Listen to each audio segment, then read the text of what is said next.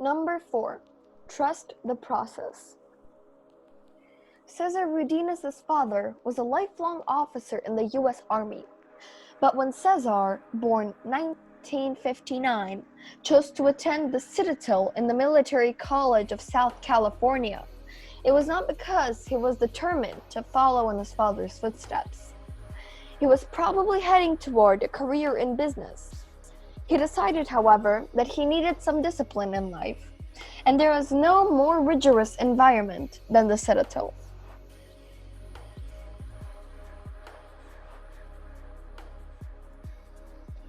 One morning in 1978, during his sophomore year, Rudinez's roommate told him that he was going to take the exams that the Army, Navy, and Air Force were offering for entrance into the aviation branches of their forces. Rudinez decided to come along and take the exams just for the hell of it. To his surprise, a few days later, he was notified that he had been accepted by the Air Force for the pilot training program. The initial training to take place while he was still at the Citadel meant taking flying lessons in a Cessna. Figuring that would be fun, he entered the program, not eternally sure how he would take it. He passed the training exams rather easily. He enjoyed mental challenge to complete focus that flying required. Perhaps it would be interesting to take the first step. And so, after graduating from the Citadel in 1981, he was sent to a 10-month pilot instruction school at Vance Air Force Base in Oklahoma.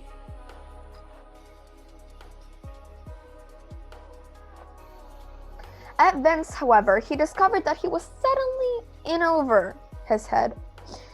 Now they were training on a subsonic jet, the T-79.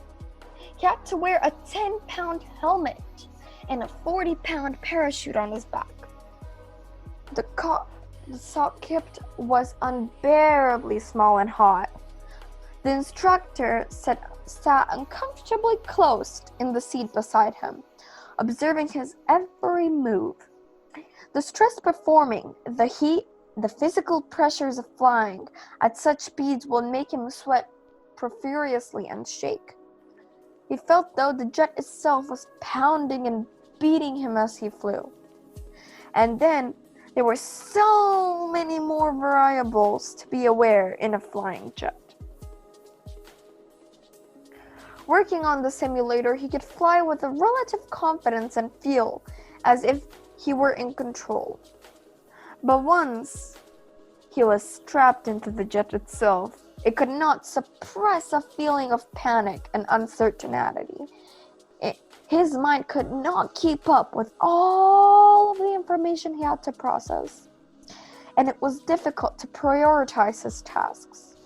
Much to his dismay, several months into training, he received failing marks on 2 consecutive flights and was benched from flying for an entire week. He had never failed anything before.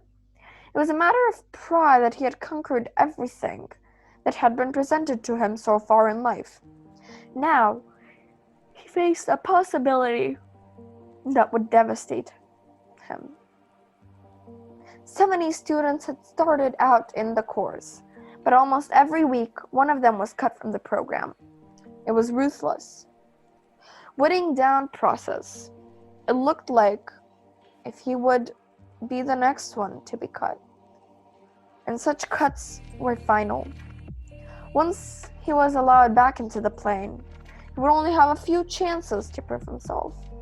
He had already been trying his hardest. Where had he gone wrong?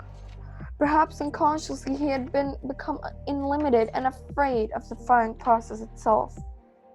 Now, he had more afraid of failing. He thought back into the days in high school. Despite his relatively short height, he had managed to become the quarterback of a high school football team. Back then, he had also experienced moments of doubt and even panic. He had discovered, however, that though rigorous training, mental and physical, he could overcome his fear and almost defensity his skill level. In football practice, placing himself in the circumstances that had made him feel uncertain had helped him become familiar with the situation and not so afraid. What was necessary was to trust the process and the result that would come from more practice. This would have to be the way forward in his current situation. He tripled his time with the simulator, habituating his mind to the sensation of so many stimuli. He spent his off hours visualizing himself in the cockpit, repeating the maneuvers he was weakest at. Once he was allowed back into the plane, he focused much harder. Knowing he would have load back in the plane, he focused much harder. Knowing he would have to make the most of each practice session. Whenever there was a chance to make them have more airtime, for instance, when another student was sick, he grabbed it. Slowly, day by day, he found a way to calm himself in the pilot seat and get a better handle of all the complex operations. In the 2 weeks after being allowed back into the plane, he had managed to rescue his position for the time being. He was now ranked somewhere in the middle of the group. With 10 weeks remaining of the program, Rudinus took stock of the situation. He had come too far not to succeed. He enjoyed the challenge. He loved flying. And now what he wanted more than anything in life was to become a fighter pilot. That would mean graduating from the program near the very top. Among the group were the several golden boys, young men who had natural flair for flying. They not only handled the intense pressures, they fed off of them. He was the opposite of a golden boy, but that had been the story of his life. He had succeeded through the demonstration before and now would have to be do the same. In these final weeks, he was trained on the supersonic T-38, and he asked his new instructor, Wheels Wheeler, to work him to death. He had moved up the rankings and was prepared to do whatever it took.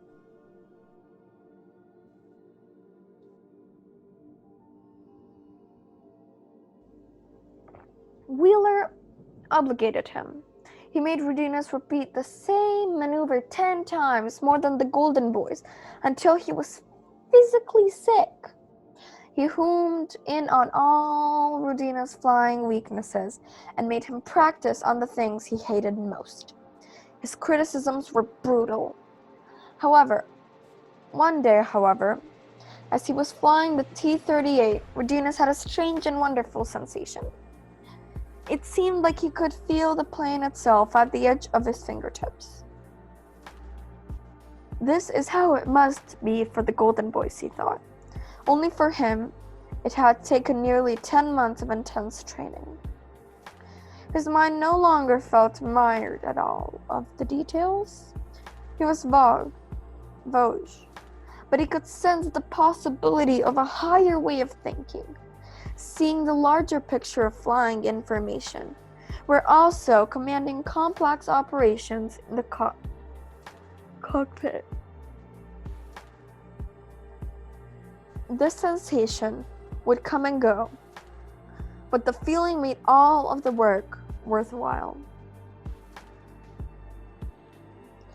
In the end, Rudinus graduated third in his class. He was promoted to fighter pilot, lead-in training. The same process would now repeat itself at an even more competitive environment.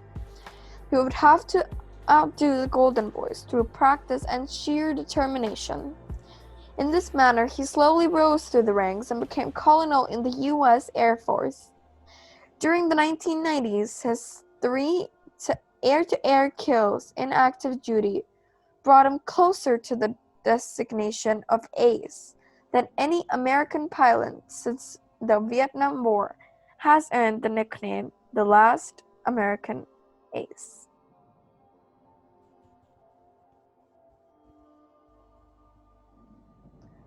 What separates masters from others is often something surprisingly simple. However, we learn a skill, we frequently reach the point of frustration. What we're learning seems beyond our capabilities. Given into these feelings, we unconsciously quit on ourselves before we actually give up. Among the dozens of pilots in Rudinez's class who never made the cut, almost all of them had the same talent level as he did. The difference is not simply a matter of determination, but more trust and fate. Many of those who succeed in life had the experience in their youth of having mastered some skill, a sport or game, a musical instrument, a foreign language, and so on. Buried in their minds, in this sensation of overcoming their frustrations and entering a cycle of accelerated returns in moments of doubt and present, the memory of the past experience rises to the surface. Filled with trust in the process, they trudge on well past the point at which others slow down or mentally quit.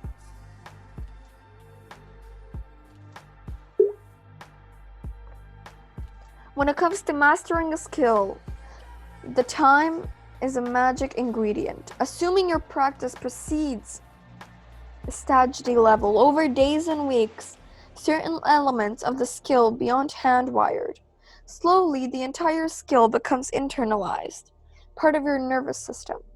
The mind is no longer mired at the details, but can see the larger picture. It is a miraculous sensation, and practice will lead you to that point.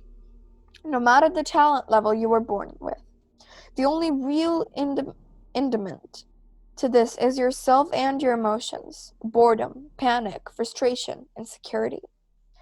You cannot suppress such emotions. They're normal to the process and experienced by everyone, including masters. What you can do is have faith in the process. The boredom will go away once you enter your cycle. The panic disappears after repeated exposure. The frustration is a sign of progress, a sign that your mind is processing complexity and requires more practice. The insecurities will transform the opposite and you will gain mastery. Trusting this will, with all happen you, will allow to natural learning process to move forward, and everything else will fall into place.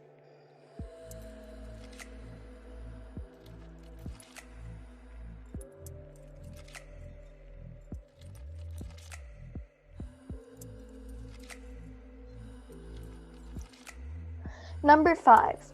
Move toward resistance and pain. A. Bill Bradley, born 1943, fell in love with the sport of basketball somewhere around the age of 10. He had one advantage over his peers. He was tall for his age, but beyond that, he had no real natural gift for the game. He was slow and gauntly, could not jump very high. None of the aspects of the game came easily to him. He would have to compensate for all of his inadequacies through sheer practice. And so he proceeded to devise one of the most rigorous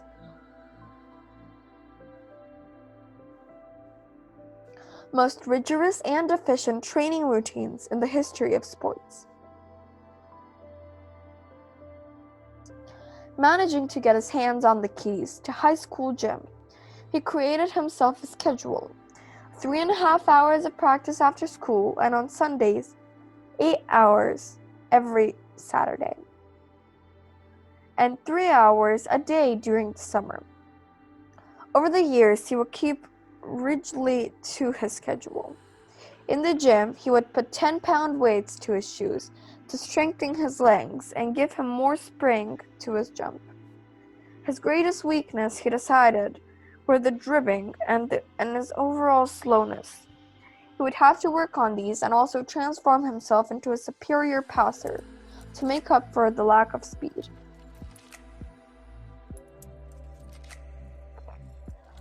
For this purpose, he devised various exercises. He wore eyeglass frames with pieces of cardboard taped to the bottom so he could not see the basketball while he practiced dribbling. This would train him to always look around him rather than at the ball, a key skill in passing. He set up the chairs on the court to act as opponents. He would dribble around them back and forth for hours until he could glide past them, quickly changing direction. He spent hours at both of these exercises, well past any feelings of boredom or pain. Walking down the main street of his hometown in Missouri, he would keep his eye focused straight ahead to try and notice the goods in the store windows on either side without turning his head. He worked on this endlessly, developing his peripheral vision so he could see more of the court. In his room at home, he practiced pivot moves and fakes well into the night. Bradley put all of his creative energy into coming up with novel and effective ways of practicing. One time, his family traveled to Europe via transatlantic ship. Finally, they thought he would give his training regimen a break. There was really no place to practice on board. But below deck, running the length of the ship were 2 corridors, 900 feet long and quite narrow. Just enough room for 2 passengers. This was the perfect location to practice dribbling at top speed while maintaining a perfect ball control. To make it even harder, he decided to wear special eyeglasses that narrowed his vision. For hours every day, he dribbled one up side and one up down, one side and one. He dribbled up one side and down the other until the voyage was done. Working on this way over years, Bradley slowly transformed himself into the biggest stars in basketball. First as an All-American at Princeton University, and then as a professional within the New York Knicks. Fans were in awe of his ability to make the most astounding passes, as if he had eyes on the back and sides of his head. Not to mention his dribbling powers, his incredible arsenal of fakes and pivots, and his complete gracefulness on the court. Little did they know that such apparent ease was the result of so many hours of intense practice over so many years.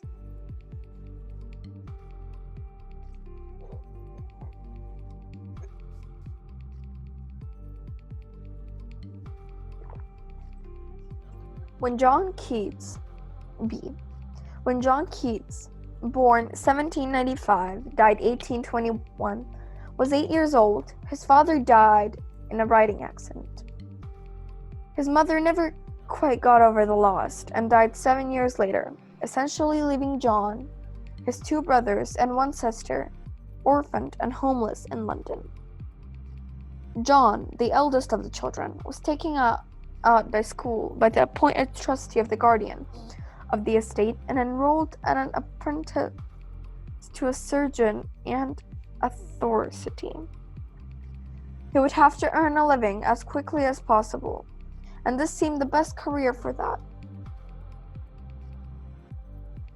In his last few terms at school, Keats had developed a love for literature and reading.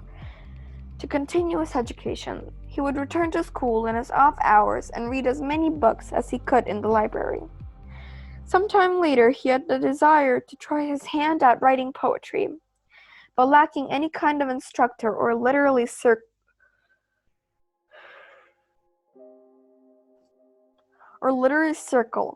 he could frequent, the only way he knew to teach himself was to read the works of all the greatest poets of the 17th and 18th centuries. He then wrote his own poems, using the poetic form of style of a particular writer, as he was trying to model himself after. He had a knack of imitation, and soon he created verses in dozens of different styles, always tweaking them a little with his own voice.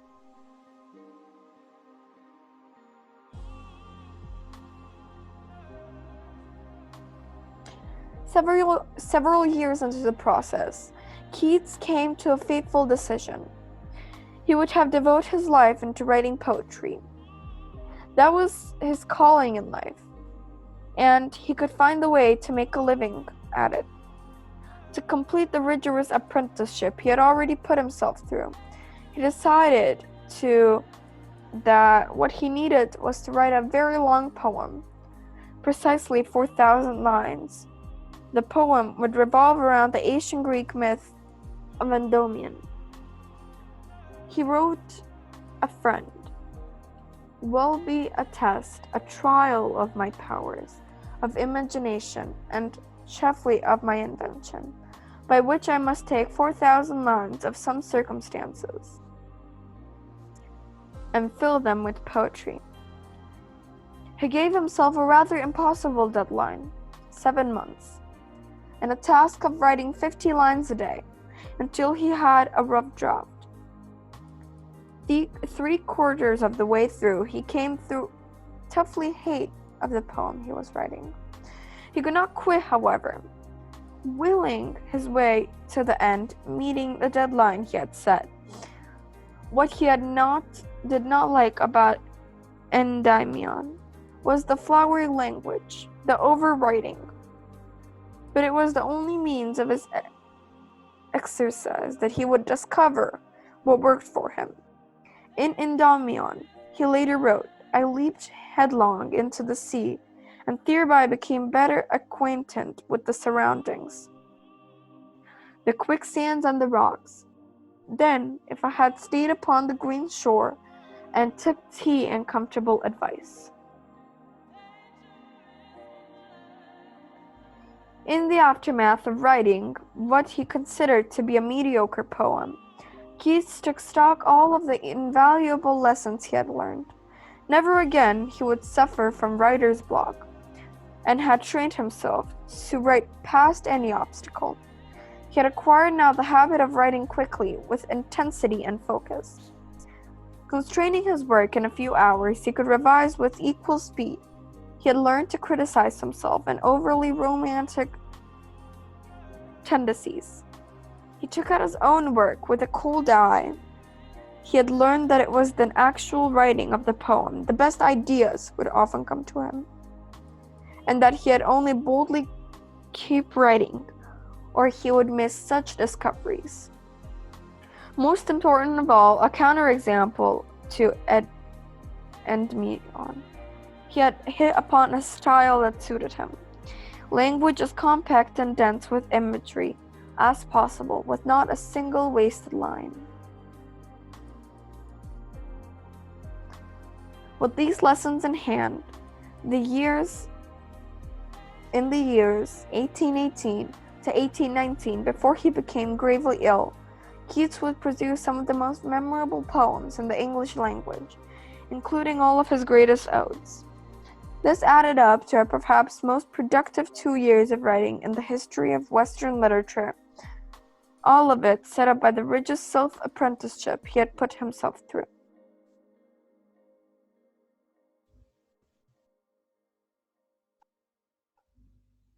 By nature, we humans shrink from anything that seems possibly painful or overly difficult.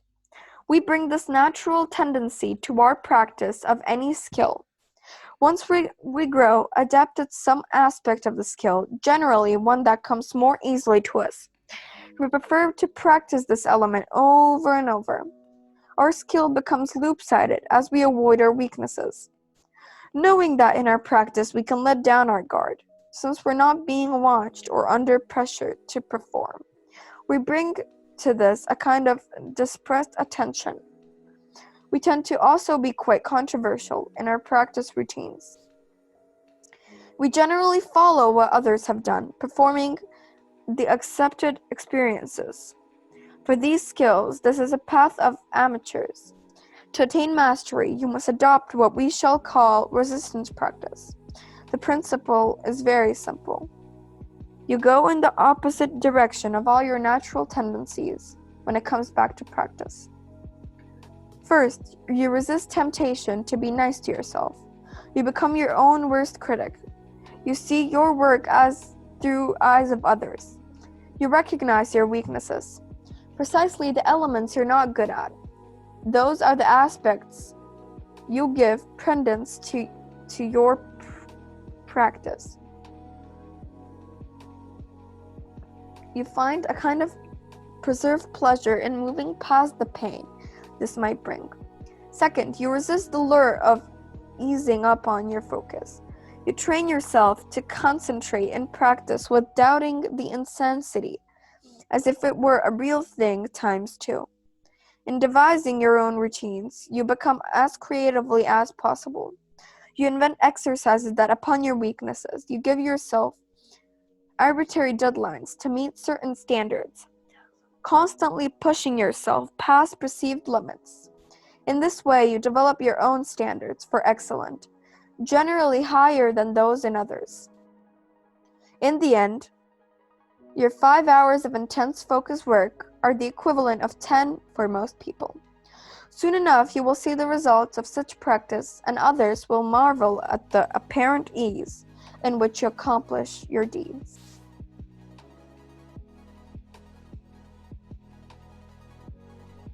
Number 6. Apprentice yourself in failure. One day in 1885, the 23-year-old Henry Ford got his first look at the gas-powered engine, and it was instant love. Ford had apprenticed as a machinist and worked on every conceivable device, but nothing could compare to his fascination with this new type of engine, one that created its own power. He envisioned a new kind of horseless carriage that would revolutionize transportation. He made his life's task to be the pioneer in the developing such an automobile.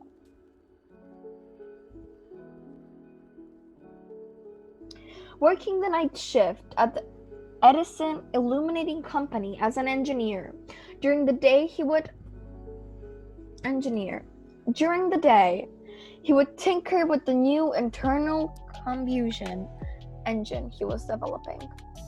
He built a workshop in a shed behind his home and started constructing the engine from pieces of scrap metal he salvaged from anywhere he could find them. By 1896, working with friends who helped him build a carriage, he completed his first prototype, which he called the quadricycle, and debuted on the streets of Detroit. At the time, there were many others working on automobiles with gas-powered engines, as it was a ruthlessly competitive environment in which new companies died by the day. Ford's quadricycle looked nice and ran well, but it was too small and incomplete for a large scale of production. And so he began to work on a second automobile, thinking ahead of the production end of the process. A year later, he completed it, and it was a marvel of design. Everything he geared towards simplicity and compactness. It was easy to drive and maintain. All that he needed was financial backing and sufficient capital to mass produce it.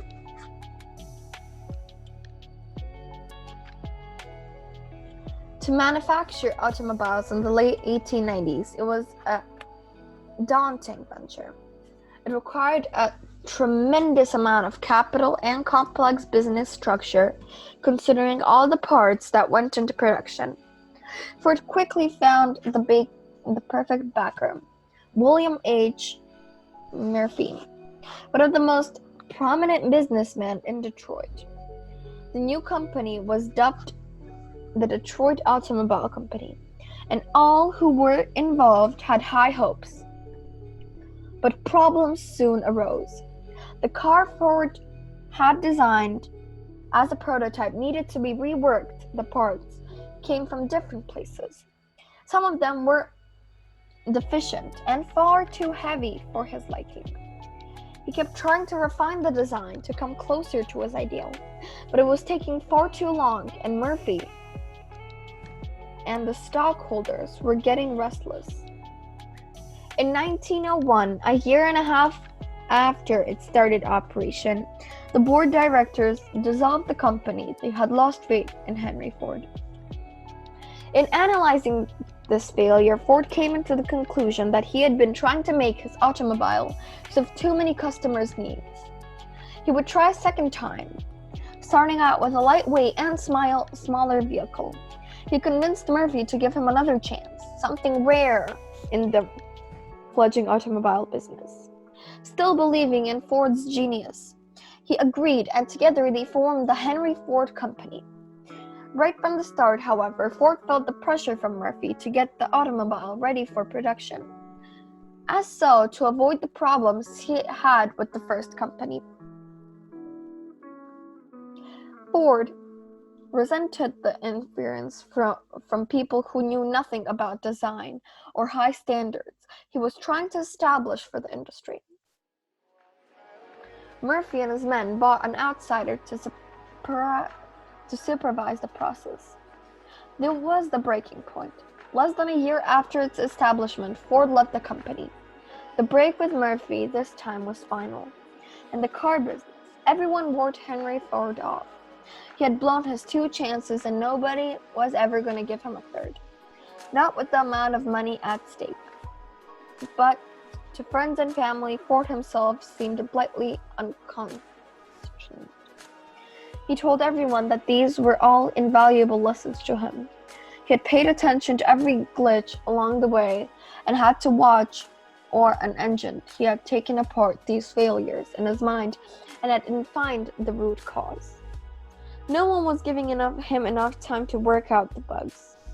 The people with money were meddling in mechanical and design affairs. They were injecting the mediocre ideas into the process and polluting it.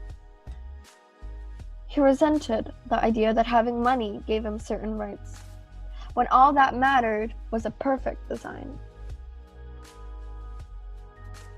The answer was trying to find the way to maintain the complete independence from financiers. This was not the usual way of doing business in America, which was becoming increasingly bureaucratic. He would have to invent his own form of organization, his own business model, one that suited his temperament and needs, including an efficient team that could trust and the final word of every decision. Considering his reputation, it would be almost impossible to find backing. Several months into the search, he found the ideal partner, Alexander Malcolmson, an emigrant from Scotland who had made his fortune to the coal business. Like Ford, he had an unconventional stake and a risk taker. He agreed to finance this latest venture and to not meddle in the manufacturing process. Ford worked at creating a new kind of assembly plant that would give him more control over the car he wanted to design, now known as the Model A. The Model A would be the lightest car ever made, simple and durable. It was the culmination of all this tinkering and designing. It would be assembled along the line that could endure speed of production. With the assembly plant ready, Ford worked hard on getting the team of workers to churn out 15 cars a day, a rather high number back then. He oversaw every aspect of the production. It was his car from the inside out. He even worked on the assembly line, endearing himself to the workers. Orders started pouring in for the yet made in Flexible Model A, and by 1904, Ford Motor Company had to expand its operations. Soon it would be one of the few survivors of the early era of the automobile business, and a giant in the making. Henry Ford, one of those minds, was the naturally attuned to the mechanical. He had the powers of most great inventors, the ability to visualize the parts, how they function together. If he had to describe how something worked, Ford would inevitably take a napkin and sketch out a diagram rather than use words. With this type of intelligence, his apprenticeships on matches machines were easy and fast. But when it came to mass producing his inventions, he had to confront the fact that he did not have the requisite knowledge. He needed an additional apprenticeship in becoming a businessman and entrepreneur. Fortunately, working on machines, he had developed in him a kind of practical intelligence, patience, the way of solving problems that would be applied to anything. When a machine malfunctions, you do not take it personally or grow deposit in a fact of blessing in disguise. Such malefactions generally show you inherent flaws and means of improvement. You simply keep tinkering until you get it right. The same should apply to an entrepreneurial venture. Mistakes and failures are precisely your means of education. They tell you about your own inadequacies, and it's hard to find such things from people as they often political with their praise and criticisms. The failure also permits you to see the flaws of your ideas, which are only revealed in the execution of them. You learn what your audience really wants, the disparity between your ideas and how they affect the public. Pay close attention to the structure of your group, how your team is organized, your degree of independence, and have from the source of the capital. These are design elements as well as such management issues as often hidden sources of problems. Think of it this way. There are two kinds of failure. First comes from never trying out your ideas because you're too afraid, or because you're waiting from the perfect time. This kind of failure can never learn from, and such timidly will destroy you. The second kind comes from a bold and adventurous spirit. If you fail this way, the hit that you take of reputation is greatly outweighed by what you learn. Repeated failure will toughen your spirit and show you with absolute clarity how things must be done. In fact, it's a curse to have everything right in your first attempt. You will fail to question the element of luck, making you think that you have the golden touch. When you do inevitably fail, you will confuse and demoralize the past point of learning. In any case, the apprentice, as an entrepreneur, you must act on your ideas early as possible, exposing them to the public. A party of you even hoping that you'll fail. You'll have everything to gain.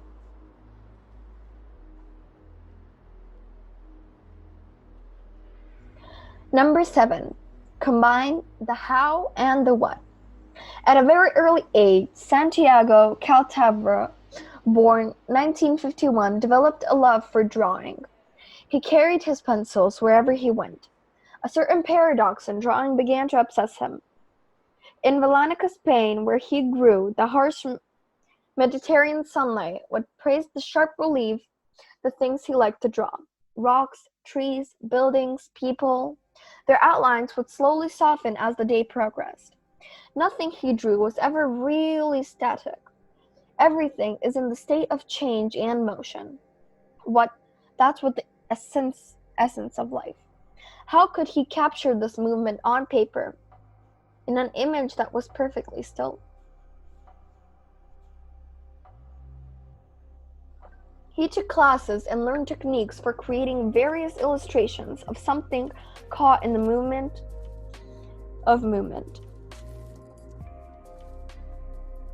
But it was never quite enough. As a part of this impossible quest, he taught himself aspects of mathematics, such as descriptive geometry that could help him understand how to represent his objects in 2 dimensions. His skill improved, and this interest in the subject depended. It seemed he was destined for a career as an artist. And so, in 1969, he enrolled in the art school of Volcania. A few months into his studies, he had seemingly minor experiences that would change the course of his life. Browsing for supplies in a stationery store, his eye was drawn to a beautifully designed booklet describing the work of great architect Le Corbusier. Somehow, this architect had a man age to create complexity, distinctive shapes.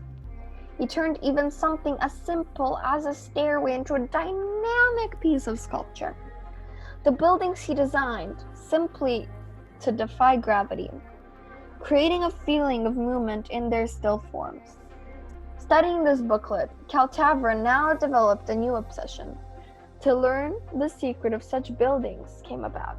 As soon as he could, he transferred to one architecture school in Valenica. Graduating from the school in 1973, Caltavra had gained a solid education in the subject. He learned all the most important design rules and principles. He was more than capable of taking his place in some architecture firm and working his way up. But he felt something elemental he was missing in his knowledge. And looking all the great works of architectures he most admired, the Pantheon in Rome, the buildings of Gaudi in Barcelona, the bridges designed by Robert Mallard in Switzerland. He had no solid idea about their actual construction. He knew more than enough about their form, their aesthetics, and how they functioned as public buildings, but he knew nothing about how they stood up, how the pieces fit together, how the buildings of Le Corbusier managed to create that impression of movement like dynamism. It was like knowing how to draw a beautiful bird but not understanding how it could fly. As with drawings, he wanted to go beyond the surface, the design element, and touch upon with reality. He felt that the world was changing. Something was in the air. With advances in technology and new materials, revolutionary possibilities, he had emerged for a new kind of architecture, but to truly exploit what he could have learned something about engineering. Thinking in this direction, Caltavra made a fateful decision that he would virtually start over and enroll at the Federal Institute of Technology in Zurich, Switzerland, to gain a degree in civil engineering. It would be an arduous process, but he would train himself to think and draw like an engineer. Knowing how buildings constructed, he would liberate him and give him ideas about how to slowly expand the boundaries of what he could make. In the first few years, he grounded himself in the rigors of engineering, all of the mathematics and physics required for the field. But as he progressed, he found himself returning to that paradox, as he'd been obsessed with all childhood, how to express movement and change. In architecture, the golden rule was that buildings had to be stable and stationary. Caltavra felt a desire to break this rigid conversation. For his PhD dissertation, he decided to explore the possibilities of bringing actual movement into architecture. Inspired by NASA for these designs, for the space travel, as well as folding bird wings designed by Leonardo da Vinci, Caltavra chose his topic, the foldability of structures. How through advanced engineering, structures could move and transform themselves.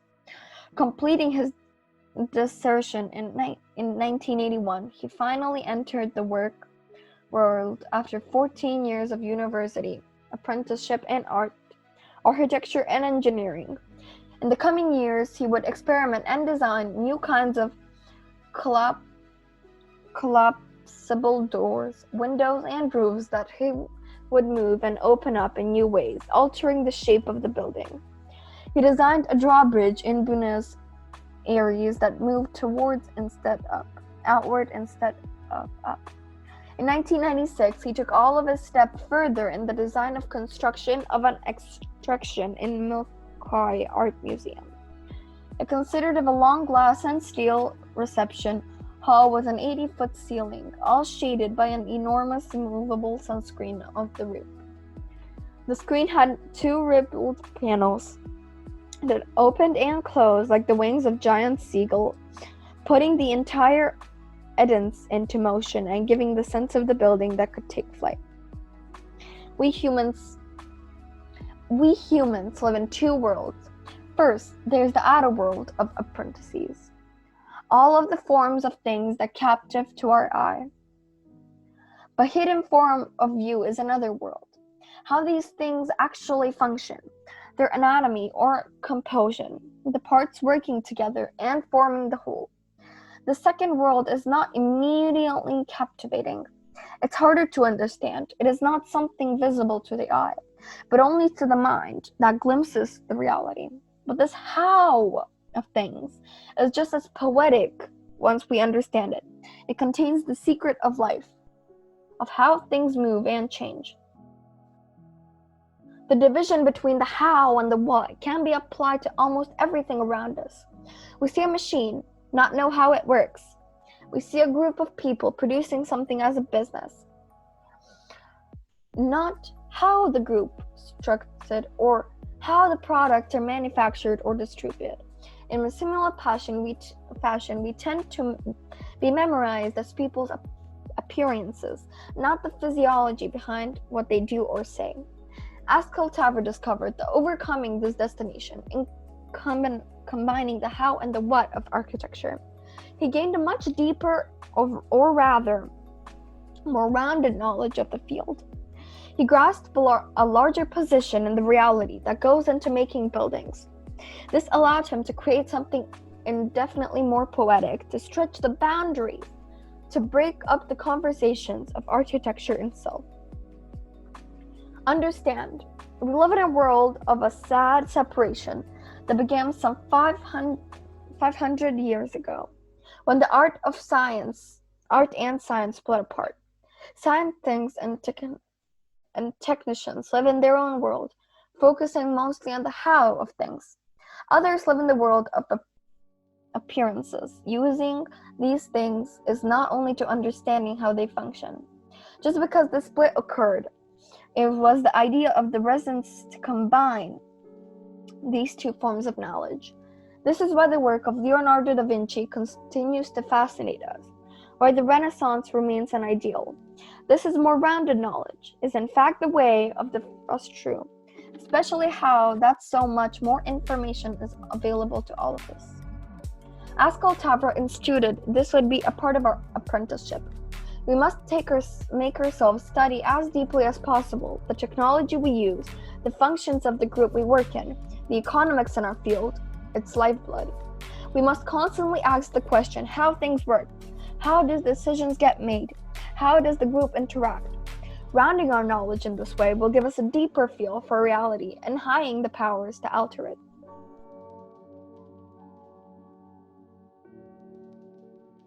8. Advance through trial and error.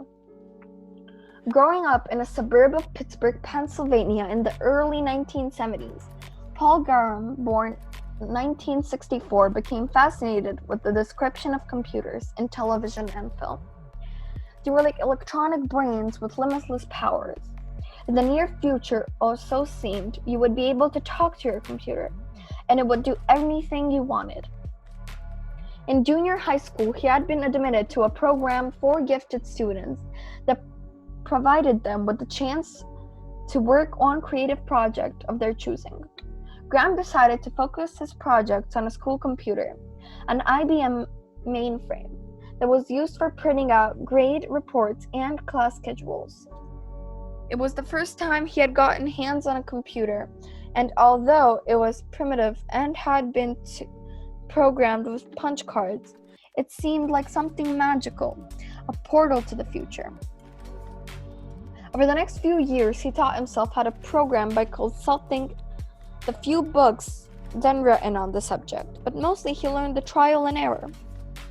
Like painting on a canvas, he would see the results immediately of what had done, but the programming worked. He had certain aesthetic rightness to it. The process of learning through trial and error was immensely satisfying. He could discover things on his own without having to follow a rigid path set up by others. But the essence of being a hacker. And the better he got programming, the more he could make it do. Deciding to pursue his studies further, he chose to attend Cornell University. At the time, he had one of the best computer science departments in the country. Here he finally received an instruction in the basic principles of programming, cleaning up many he had hacking habits and had developed on his own. He became intrigued by the relentless developed field of artificial intelligence, the key of designing all kinds of computers he had dreamed about as a child. To be on the frontier of this new field, he applied and was accepted to the graduate school in computer science at Harvard University. At Harvard, Graham finally had to confront something about himself. He was not cut off out of the academia. He hated writing research papers. The university had programming took all the fun and excitement of it. The process was discovering through trial and error. He was a hacker at heart.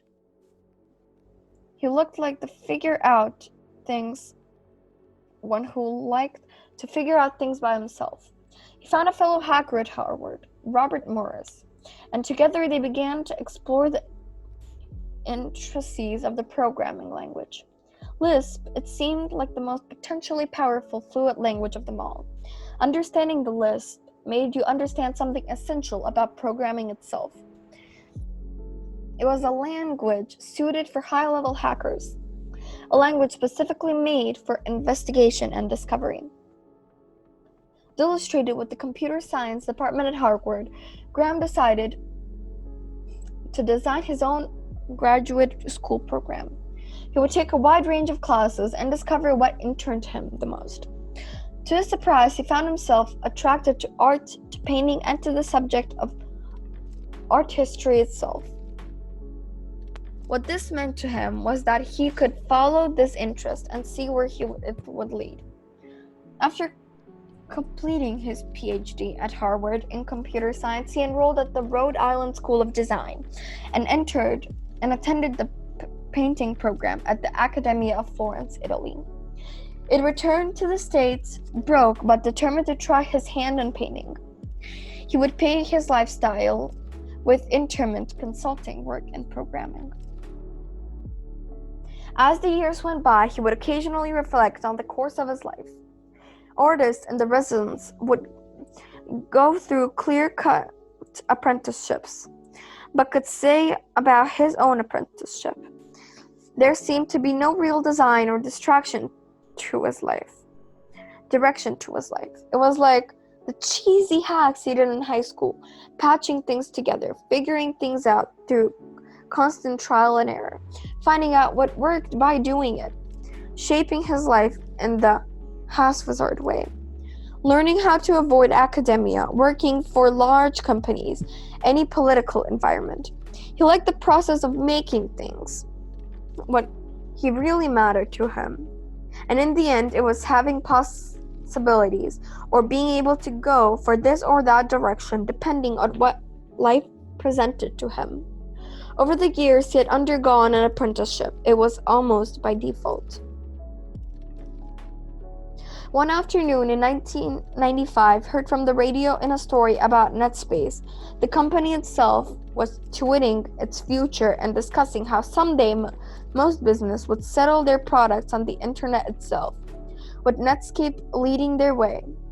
But this bank account getting desperately low again, yet dreading the idea of returning to make another consultant job. He recruited the old hacker friend Robert Morris to help him create software for the running an online business. Graham's idea was to design a program that could run directly on the web server instead of having to be downloaded. No one had thought of this idea before. They would write the program in Lisp, taking advantage of the speed in which it could make changes to it. They called their business ViaWeb, and it would be the first of its kind, the pioneer of online commerce. Just 3 years later, it sold it to Yahoo for $45 million.